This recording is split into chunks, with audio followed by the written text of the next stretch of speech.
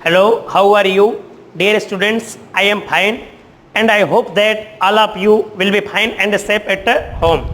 And I pray that God may provide all of you the patience, courage, peace and strength to fight against COVID-19. Yes, dear students, as you know, the guidelines that have been given by the government of India, all the schools, colleges and coaching institutes will have closed by 31st July 2020. Yes, so dear students, I heartily request all the students of class 12th of Rajasthan state, don't waste your precious time sitting at home. Sitting at home to use your precious time to read your books prescribed by the government. Yes, dear students, as you know, in the previous class I taught you about the first stanza of the poem The Seven Ages of Man. Yes, but today I am going to teach you about second stanza of the poem The Seven Ages of Man. So now attention on the blackboard. Yes बच्चों, blackboard पे देखना, ये मैंने आपको lesson पढ़ा रहा हूं अ दी अ से वन अ एजेस अ आव a man. Yes, this seven का मतलब होता है सात, एजेस का मतलब होता है अवस्थाएं, आव का मतलब होता है काके की, मैन का मतलब होता मानव. यानी मानव की सात अवस्थाएं अर्थात मानव जीवन की सात अवस्थाएं. यस, ये बच्चों यहां पे एक पोइम का मतलब होता है कविता का नाम है. बताओ किसका नाम है? पोइम का मतलब होता कविता का नाम है. तो इसको लिखने वाले जो होंगे वह कौन होंगे? पोइट का मतलब होता कवि, जिसका नाम है बच्चों यहां पे विलियम. Yes, Shakespeare. क्या नाम है बच्चों? जिसका नाम यहां पे है विलियम शेक्सपियर. यस, इनके बारे में आप अच्छी तरीके से जानते हो. मैंने आपको इस कविता के पहली स्टैंजा के बारे में समझा दिया था कि all the words a stage and all the man and women merely players. They have their exist and their entrances, and one man in his time plays many parts, his acts being seven ages. Yes, इसकी हिंदी अनुवाद मैंने आप लोग को पिछले video में पढ़ा दिया था. अब बच्चों आप लोग को इस कविता के दूसरी स्टेंजा मैं आपको पढ़ाने जा रहा हूं. आप लोग ब्लैक बोर्ड पे पहले उस स्टेंजा को देखो. जैसे यहां पे हो गया at a first. Yes, at first the infant. Yes, at first the infant. आगे mewling and a puking in the nurse's a arms. Yes, yes बच्चों, at first the infant mewling and puking in the nurse arms. Yes, फिर उसके बाद देखना and the whining. Yes, schoolboy. Yes, comma with his satchel. Yes बच्चों, with his से चल. आगे and shining morning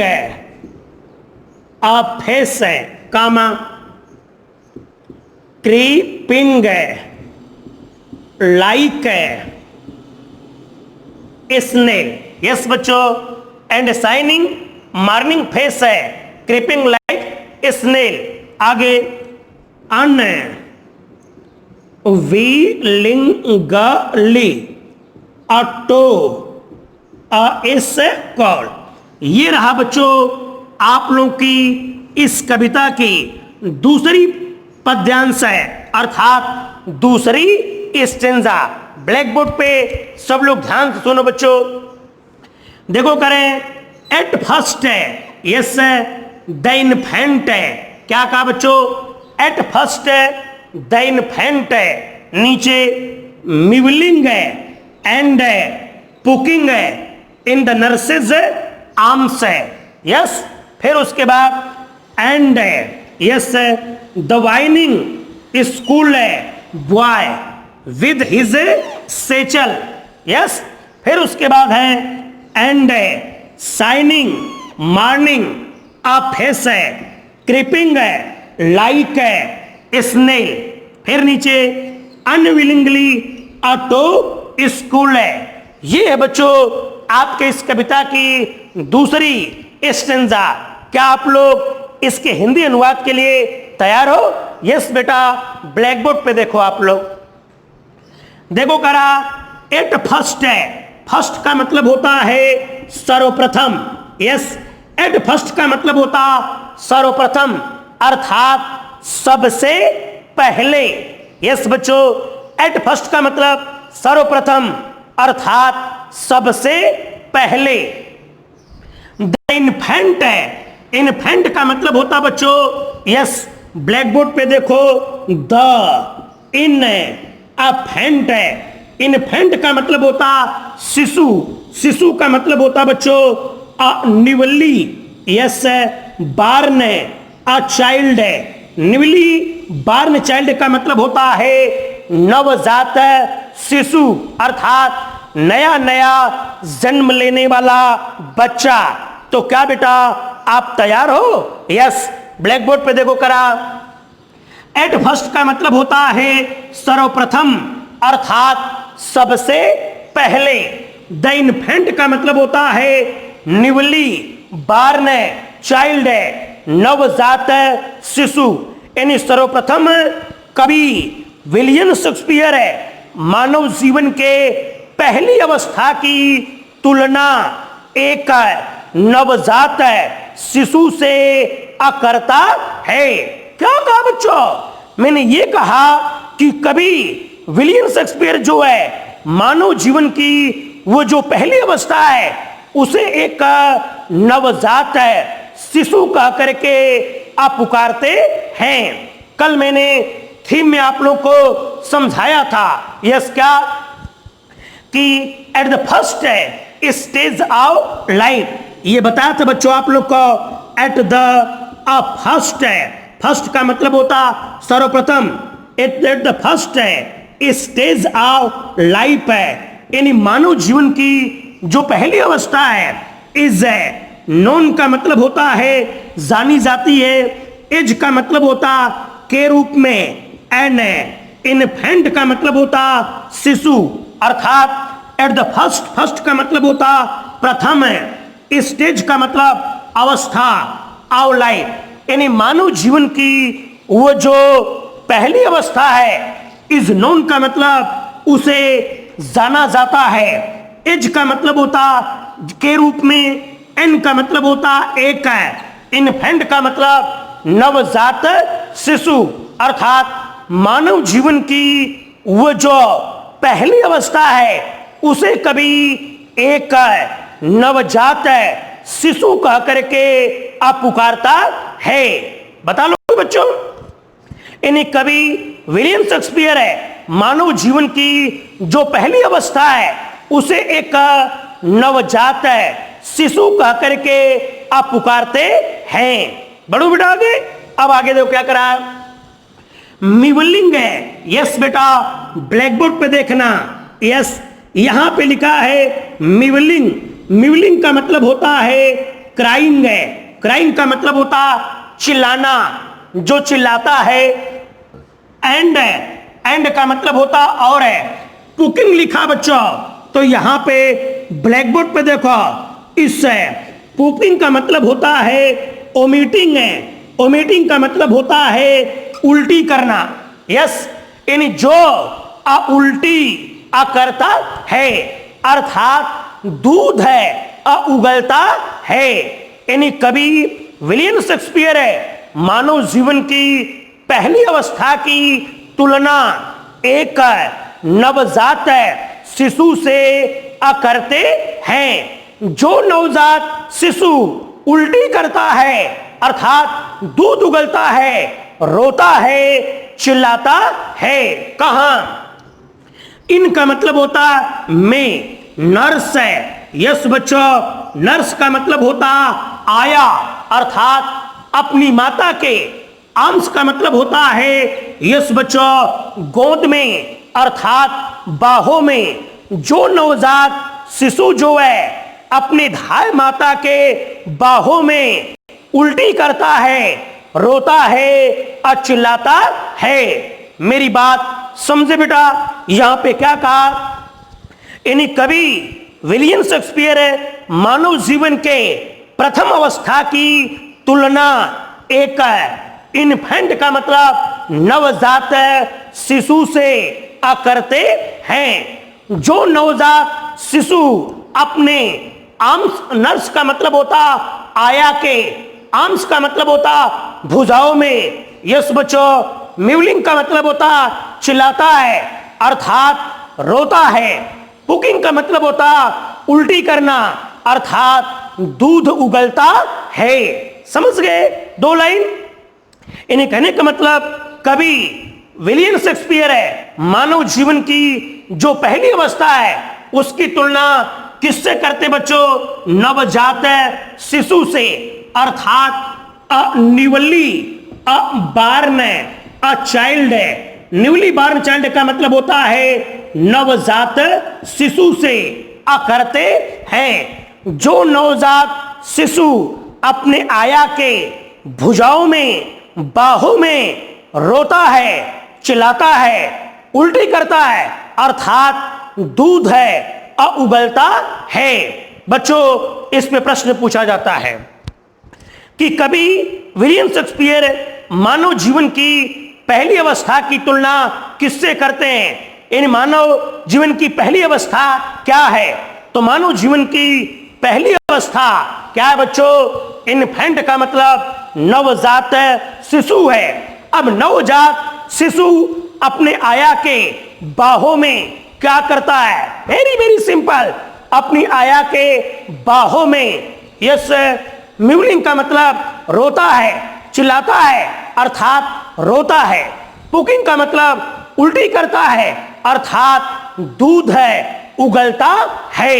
चलो बच्चों आगे, अब आ जाओ आगे। देखो क्या करा। एंड का मतलब होता बच्चों और है द वाइनिंग।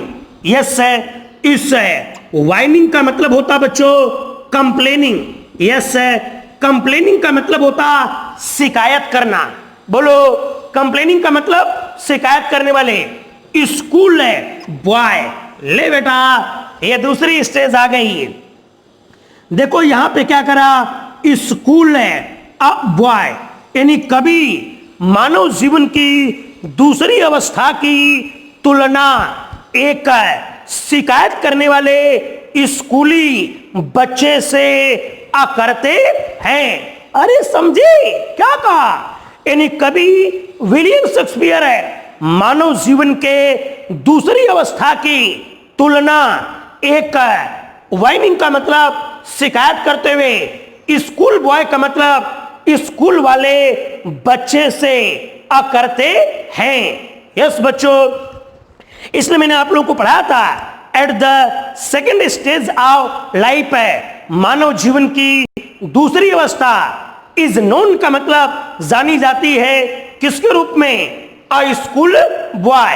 यानी मानव जीवन की जो दूसरी अवस्था है उसे कवि विलियम शेक्सपियर है एक शिकायती स्कूली लड़के के साथ करते हैं। चलो आगे बच्चों, अब क्या करा? विद है। विद का मतलब होता के साथ। हिज का मतलब होता अपने।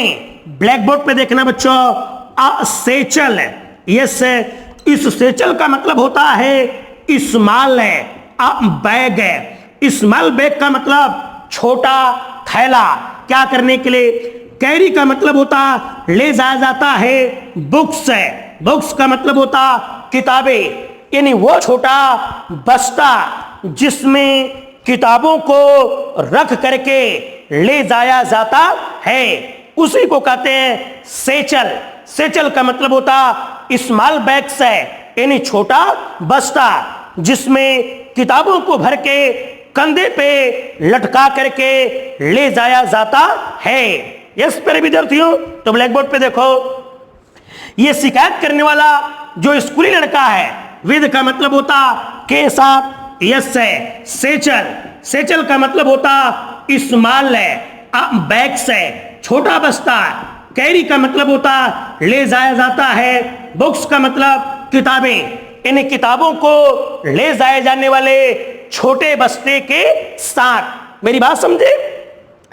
यानी मानव जीवन की दूसरी अवस्था की तुलना कवि विलियम शेक्सपियर है शिकायत करने वाले स्कूली बच्चे के साथ करता है। जो स्कूली बच्चा किताबों को ले जाने वाले छोटे बस्ते के साथ होता है। बड़ों बच्चों आगे, यस। एंड का मतलब होता और है, शाइनिंग। यस बच्चों, इस है शाइनिंग का मतलब होता है चमकना। यस, चमकता है। मॉर्निंग का मतलब होता है सुबह, अर्थात प्रभात बेला। यस बच्चों, मॉर्निंग। मॉर्निंग का मतलब होता सुबह, अर्थात प्रभात बेला। फेस का मतलब होता चेहरा। किसका? उस बालक का चेहरा जो है सुबह के प्रभात बेला के समान है, चमकता है। क्यों? क्योंकि बच्चों बचपन जो होता है वो जीवन की प्रभात बेला होती है। यानी कभी कहना चाहता है कि उस शिकायत करने वाले छोटे बच्चा, स्कूली लड़का जो अपने बस्ते के साथ होता है, उसका चेहरा जो है सुबह के प्रभात बेला के समान है, चमकता है। क्यों? क्योंकि बचपन जो है जीवन की प्रभात बेला होती है। आगे क्रीपिंग है। क्रीपिंग का मतलब होता बच्चों रेंगना। यस, ब्लैक बोर्ड पे देखो बच्चों, क्रीपिंग है। क्रीपिंग का मतलब होता है टू वॉक है। वॉक का मतलब होता चलना। भेरी का मतलब होता बहुत है। स्लोली, स्लोली का मतलब होता धीरे धीरे, अर्थात बहुत है, धीरे धीरे चलना। लाइक का मतलब होता है के समान। यस बच्चों, लाइक का मतलब क्या होता? के समान। स्नेल का मतलब होता घोंगा। अ काइंड ऑफ क्रिएचर, एक प्रकार का जीव जो पानी में पाया जाता, समुद्र के किनारे। स्नेल, स्नेल का मतलब घोंगा होता है, जानते हो आप लोग। तो ही कह रहा बच्चों, घोंगा जब चलता है तो वह बहुत धीरे धीरे रेंगते रेंगते चलता है। तो ही कह रहे कभी कि वह एक घोंगे के समान रेंगते हुए, अर्थात बहुत धीरे धीरे। Yes, unwillingly. इस अनविलिंगली का मतलब बिना इच्छा के। टू स्कूल का मतलब होता विद्यालय। जो अनविलिंगली, बिना इच्छा के, अर्थात बिना मन के, वो एक घोंगे की तरह रेंगते हुए स्कूल जाता है। यस, इसमें प्रश्न पूछा जाता है बच्चों कि मानव जीवन की दूसरी अवस्था क्या है। तो मानव जीवन की दूसरी अवस्था बताओ क्या है। यस बेटा, वाइनिंग स्कूल बॉय, यानी शिकायत करने वाला स्कूली लड़का। अब शिकायत करने वाला स्कूली लड़का स्कूल कैसे जाता है? तो बच्चों अपने कंधे पर छोटे बस्ते के साथ एक घोंगे की तरह रेंगते हुए, बिना मन के, वह धीरे धीरे स्कूल जाता है। यस, फिर से देख लेना प्यारे विद्यार्थियों ध्यान पूर्वक। देखो कह रहा है यहां पे at the first. At first का मतलब होता सर्वप्रथम, अर्थात सबसे पहले। मेरी बात समझे। एट फर्स्ट का मतलब होता सर्वप्रथम अर्थात सबसे पहले। द इन्फेंट है, इस इन्फेंट का मतलब होता बच्चों न्यूली बार्न चाइल्ड है अर्थात नवजात शिशु। लो बेटा यहां पे कवि विलियम शेक्सपियर मानव जीवन की पहली अवस्था की तुलना एक नवजात शिशु के साथ करते हैं। बताओ इसमें कोई दिक्कत? फिर से देख लेना। सर्वप्रथम कवि विलियम शेक्सपियर मानव जीवन की पहली अवस्था की तुलना एक नवजात शिशु के साथ करते हैं। यस, अब क्या करा बच्चों? यहां पे करा मिवलिंग है। मिवलिंग का मतलब होता बच्चों, ये ध्यान देना आप लोग, मिवलिंग का मतलब होता है क्राइंग है। क्राइंग का मतलब होता बच्चों चिल्लाना अर्थात वीपिंग का मतलब रोना, जो रोता है।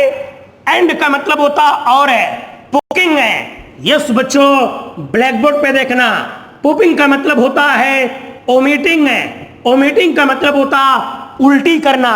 जो नवजात शिशु जो है वो चिल्लाता है अर्थात रोता है, उल्टी करता है अर्थात दूध है उगलता है। कहां? इनका मतलब होता में। नर्स है, नर्स का मतलब होता आया। आर्म्स का मतलब होता भुजाओं में। जो नवजात है शिशु जो है वह अपने आया के गोद में या अपने आया के भुजाओं में रोता है, चिल्लाता है, दूध उगलता है अर्थात उल्टी करता है। यह ऐसे बताना बच्चों, यानी जो शिशु नवजात शिशु अपने आया के गोद में यस चिल्लाता है अर्थात रोता है, दूध उगलता है, सॉरी उल्टी करता है अर्थात दूध है उगलता है। बताओ इस दो लाइन में कोई दिक्कत? यस बेटा, आगे बढ़ते हैं। फिर करा एंड का मतलब होता और है द वाइनिंग। यस बच्चों, इस वाइनिंग का मतलब होता है ग्रम्बलिंग का मतलब होता शिकायत करना।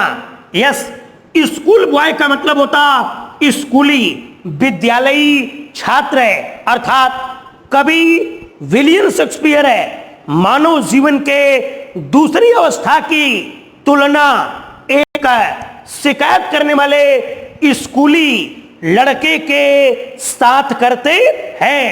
बता लोगे बेटा क्या कहा मैंने? कवि विलियम शेक्सपियर मानव जीवन की दूसरी अवस्था की तुलना एक शिकायत करने वाले स्कूली लड़के के साथ करते हैं। चलो आगे। जो स्कूली लड़का, विद का मतलब होता के साथ, हिज का मतलब होता अपने, सेचल है, सेचल का मतलब स्मॉल बैग्स है अर्थात छोटा थैला, कैरी का मतलब ले जाया जाता है, बुक्स का मतलब किताबें, यानी वो छोटा थैला जिसमें किताबें रख करके ले जाया जाता है। तो कभी विलियम शेक्सपियर मानव जीवन के दूसरी अवस्था की तुलना एक शिकायत करने वाले स्कूली लड़के के साथ करते हैं। जो स्कूली लड़का अपने छोटे बस्ते के साथ होता है। क्या कहा? जो स्कूली लड़का अपने छोटे बस्ते के साथ होता है। आगे एंड का मतलब होता और है शाइनिंग का मतलब होता चमकना। यस, मॉर्निंग का मतलब होता सुबह अर्थात प्रभात बेला। फेस का मतलब होता चेहरा अर्थात उस स्कूली बच्चे का चेहरा जो है सुबह के प्रभात बेला के समान चमकता है। क्या कहा बच्चों? कि वही शिकायत करने वाला जो स्कूली बच्चा होता है जो अपने छोटे बस्ते के साथ होता है, उसका फेस का मतलब होता चेहरा, सुबह के प्रभात बेला के समान चमकता है। क्यों? क्योंकि बचपन जीवन की प्रभात बेला होती है। बढ़ो बेटा आगे। यस। क्रीपिंग है, क्रीपिंग का मतलब होता है टू वॉक है वेरी स्लोली, अर्थात वॉक का मतलब होता है चलना, स्लोली का मतलब धीरे धीरे, अर्थात बहुत धीरे धीरे चलना, उसी को कहते हैं रेंगना। लाइक का मतलब होता के समान, स्नेल का मतलब होता घोंगा, जो एक घोंगे के समान रेंगते हुए। कैसे? जो एक घोंगे के समान रेंगते हुए। कौन?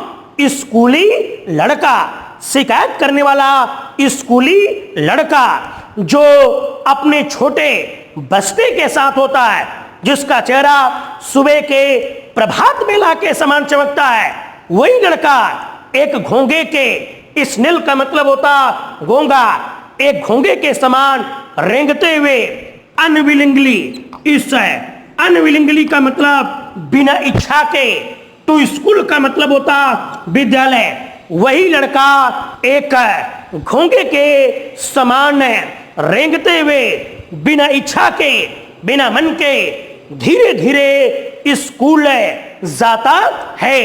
ये रहा बच्चों कवि विलियम शेक्सपियर के अनुसार मानव जीवन की दूसरी अवस्था और उसके बारे में उसका चित्रण कि मानव जीवन की दूसरी अवस्था क्या है और उसकी क्या भूमिका होती है। यस। तो इस दूसरी स्टेंजा में मैंने बेटा आपको दो भूमिका बताया।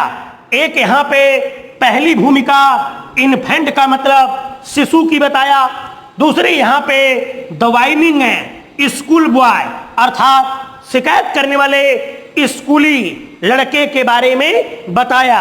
यस प्यारे विद्यार्थियों, तो आप ध्यान रखना, बता लेना क्लियर कि सर्वप्रथम कवि विलियम शेक्सपियर मानव जीवन की पहली अवस्था की तुलना एक नवजात शिशु के साथ करते हैं। जो नवजात शिशु अपने आया के बाहों में यस चिल्लाता है, अर्थात रोता है, दूध उल्टी करता है, अर्थात दूध उगलता है। यस।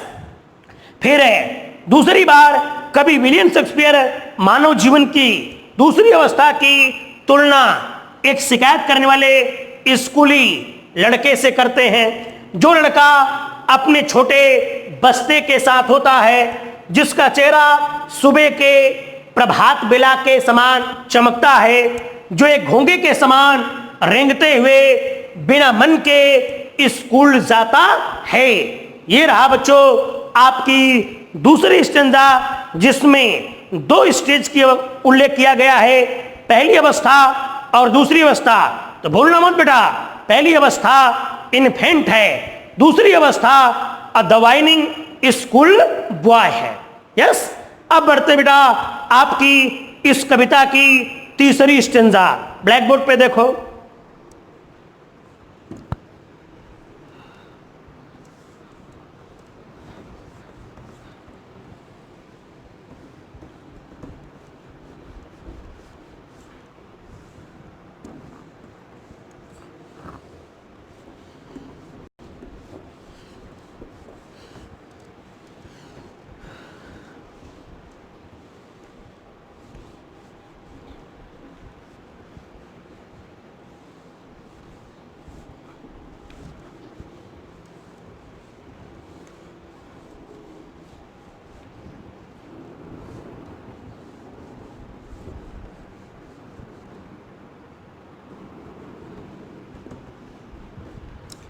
यस बच्चों, देखो इस कविता की तीसरी स्टेंजा क्या है? And then the lover. Yes.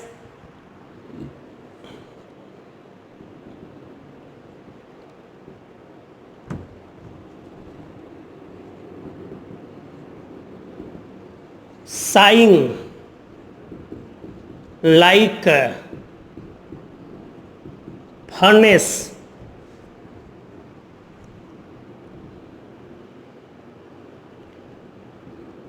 And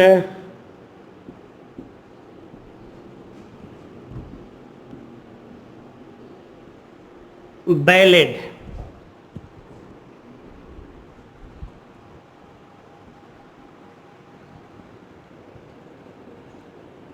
made to his mistress eyebrow. ये रहा बच्चों आपके इस कविता की तीसरी स्टेंजा। ब्लैक बोर्ड पे बेटा एकदम ध्यान से देखना क्या करा। And then the lover, and then the lover sighing like furnace, ठीक है, sighing like a furnace, a woeful and woeful ballad, made to his mistress eyebrow. तैयार हो बेटा आप लोग? तो चलो देखो क्या करा। एंड देन, ब्लैक बोर्ड पे देखो, इस एंड देन का मतलब होता बच्चों और तब है, इन इस एंड का मतलब होता है और इस दिन का मतलब होता तब है। तो इस एंड दिन का मतलब होता और तब, इन और तब है कवि विलियम शेक्सपियर है मानव जीवन की तीसरी, कौन सी बेटा? तीसरी अवस्था की तुलना एक द लवर है। लवर का मतलब होता प्रेमी। यस बेटा बोलो, लवर का मतलब क्या होता है? प्रेमी। इन तब है कवि विलियम शेक्सपियर है मानव जीवन की तीसरी अवस्था की तुलना एक प्रेमी के साथ करते हैं। किसके साथ करते हैं? एक प्रेमी के साथ करते हैं। इसीलिए बेटा मैंने आप लोग को पढ़ाते समय बताया था, at the third stage of life, it the third stage of life is known is a lover. Yes बच्चों, एट द थर्ड स्टेज का मतलब होता तीसरी अवस्था, ऑफ लाइफ का मतलब मैंस लाइफ, मानव जीवन की वो जो तीसरी अवस्था है, इज नोन है। नोन का मतलब होता जाना जाता है, एज का मतलब होता के रूप में, अ लवर है, लवर का मतलब होता प्रेमी। यानी कवि जो है, कवि विलियम शेक्सपियर है, मानव जीवन की वो जो तीसरी अवस्था है उसको एक प्रेमी के रूप में कह करके पुकारते हैं। अर्थात कवि विलियम शेक्सपियर है मानव जीवन की वो जो तीसरी अवस्था है उसकी तुलना एक प्रेमी के साथ करता है। बढ़ो बेटा आगे। यस, आगे देखो, साइंग है। साइंग का मतलब होता है आहें भरना। यस बेटा, ब्लैक बोर्ड पे देखना, इस साइंग का मतलब होता टेकिंग है। यस, लॉन्ग है, अ एंड है, अ डीप है। Yes, a breath. Yes, taking का मतलब होता लेना, लॉन्ग का मतलब होता लंबी, डीप का मतलब होता गहरी, ब्रेथ का मतलब सांस। यानी लंबी और गहरी सांसें लेना, ऐसे लेते ना, लंबी और गहरी सांसें लेना, उसी को कहते हैं आहें भरना। जो प्रेमी आहें भरता है, लाइक का मतलब होता बच्चों के समान। यस बेटा, ब्लैक बोर्ड पे देखना, इस लाइक का उपयोग तुलना के लिए किया गया है, तो क्या हो गया? के समान। फर्नेस है। फर्नेस का मतलब होता भट्टी। जो प्रेमी एक भट्टी के समान आहें भरता है। इतना क्लियर बेटा? क्या करें? कवि विलियम शेक्सपियर है मानव जीवन की तीसरी अवस्था की तुलना एक प्रेमी के साथ करते हैं। जो प्रेमी अपने प्रेमिका की यादों में, अर्थात जो प्रेमी अपने प्रेमिका की यादों में। अब फर्नेस का मतलब होता भट्टी, यानी भट्टी के। लाइक का मतलब होता के समान। साइन का मतलब होता आहें भरना। वह प्रेमी अपनी प्रेमिका की यादों में भट्टी के समान आहें भरता है। यस, अब आगे क्या करा बच्चों? एंड का मतलब होता और है। ओ फुल है। ओ फुल का मतलब होता पैथेटिक है, लव सॉन्ग, अर्थात विरह है, दुखपूर्ण है। बैलेड है। बैलेड का मतलब होता गीत है। तो ओ फुल है। बैलेड का मतलब होता बच्चों पैथेटिक है, लव सॉन्ग। यस है, पैथेटिक है, अ लव है, अ सॉन्ग, यानी पैथेटिक लव सॉन्ग का मतलब होता दुखपूर्ण गीत है, अर्थात विरह गीत है, अर्थात वियोग गीत है।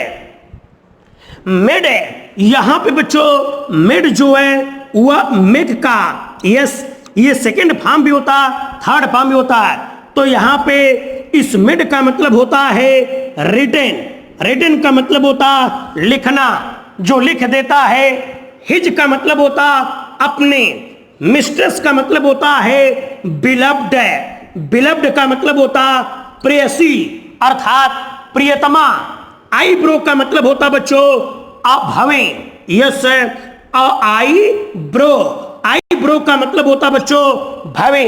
यस, जैसे इसको भवे कहते हैं। तो जो प्रेमी अपने प्रेमिका की याद में अविरहपूर्ण गीत लिख देता है, अर्थात दुखपूर्ण गीत लिख देता है। या ऐसे ही बताओ बेटा कि जो प्रेमी अपने मिस्ट्रेस का मतलब होता प्रेमिका की, ठीक है। आईब्रो का मतलब होता भावों की प्रशंसा में। यस, दुखपूर्ण विरह गीत है। मिड का मतलब लिख देता है। तो कवि विलियम शेक्सपियर है मानव जीवन की जो तीसरी अवस्था है उसे एक प्रेमी कह करके पुकारता है। दो प्रेमी अपने प्रेमिका की यादों में भट्टी के समान आहें भरता है और अपनी प्रेमिका के भावों की प्रशंसा में दुखपूर्ण विरह गीत लिख देता है। तो इस तरीके से कवि मानव जीवन की वो जो तीसरी अवस्था प्रेमी की है उस प्रेमी का इस तरीके से वर्णन या व्याख्या करते हैं। फिर से बेटा एक बार ब्लैक बोर्ड पे देखना। देखो, इस एंड देन है। एंड देन का मतलब होता है और तब है। बताओ बच्चों, इस एंड देन का मतलब क्या होता? और तब है। द लवर है। यस, द लवर का मतलब होता प्रेमी, अर्थात तब कवि विलियम शेक्सपियर है मानव जीवन की तीसरी अवस्था की तुलना एक प्रेमी के साथ करते हैं। क्लियर है बेटा? यानी तब कवि विलियम शेक्सपियर मानव जीवन की जो तीसरी अवस्था है उसे एक प्रेमी कह करके पुकारता है। बढ़ू आगे। अब इस प्रेमी के बारे में बता रहा बच्चों। साइन। साइन का मतलब होता है आहें भरना, अर्थात टेकिंग का मतलब होता लेना, लॉन्ग का मतलब होता लंबा, एंड डीप का मतलब होता गहरी, ब्रेथ का मतलब होता सांस, यानी लंबी और गहरी सांसें लेना। इट मीन्स, इसका मतलब आहें भरना, यानी आहें भरता है। लाइक का मतलब होता के समान। फर्नेस। फर्नेस का मतलब होता भट्टी। जो प्रेमी भट्टी के समान आहें भरता है। इतना क्लियर बेटा? साइन, लाइक, फर्नेस है। जो प्रेमी भट्टी के समान आहें भरता है। बढ़ू आगे। एंड ओ फुल है, दुखपूर्ण है। ओ फुल बैलेट का मतलब होता पैथेटिक है, लव सॉन्ग, अर्थात दुखपूर्ण विरह गीत है। जो प्रेमी दुखपूर्ण विरह गीत है। मेड है। मेड का मतलब होता बच्चों रिटन, रिटन का मतलब होता लिखना, जो दुखपूर्ण विरह गीत लिख देता है। हिज का मतलब होता अपने, अर्थात इस हिज का उपयोग यहां पे लवर के लिए आया है। मिस्ट्रेस का मतलब होता बिलव्ड, बिलव्ड का मतलब होता प्रेयसी अर्थात प्रियतमा। आईब्रो का मतलब होता भवे, जो प्रेमी अपने प्रियतमा के भावों की प्रशंसा में दुखपूर्ण विरह गीत लिख देता है। यस, इस तरीके से कवि विलियम शेक्सपियर ने मानव जीवन की तीसरी अवस्था की तुलना एक प्रेमी के साथ कर करके स्पष्ट किया है। यस बच्चों, तो ध्यान दे देना आप लोग। देखो मैंने कहा और तब कवि शेक्सपियर मानव जीवन की तीसरी अवस्था को क्या कहता है, प्रेमिका के पुकारता है। जो प्रेमी एक भट्टी के समान आहें भरता है और दुखपूर्ण विरह गीत लिख देता है, अपने प्रेमिका के भावों की प्रशंसा में दुखपूर्ण विरह गीत लिख देता है। यस, इस तरीके से बेटा आप इसको घर बैठ करके बेहतर तरीके से ध्यान दे देना। अगले दिन अगली स्टेंजा